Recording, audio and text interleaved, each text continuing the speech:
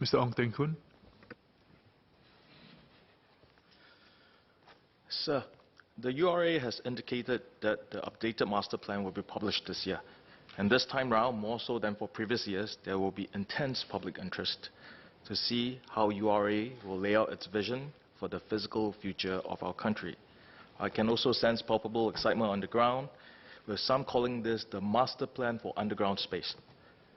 I think it is quite cliché to talk about how technology is changing our lives, but there are definitely new developments that could fundamentally change how we think about physical space. For example, the advent of autonomous vehicles could totally revolutionize land use.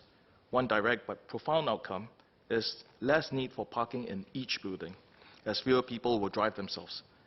Commuters will arrive in AVs, which will then drive off and pick up other passengers. As it is not uncommon now to have 3 to 5 stories of every building dedicated to car parks, widespread adoption of AVs could free up several extra floors per building and create a 5 to 10% uplift in lettable area.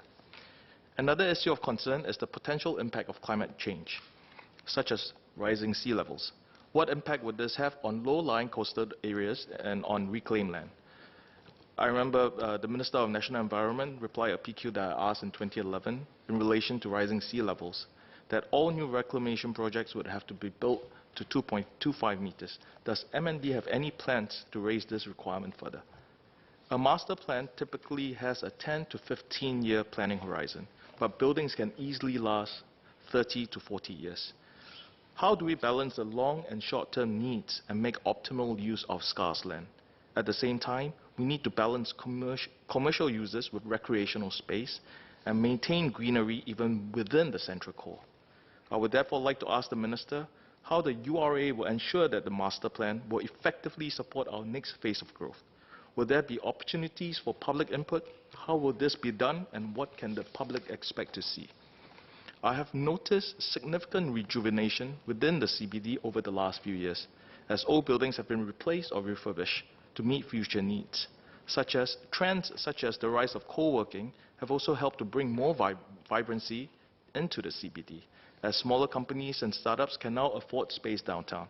How does MND plan to also rejuvenate older areas within the city, within the CBD, and as well as in the surrounding areas? The government shared plans about the Greater Southern Waterfront last year.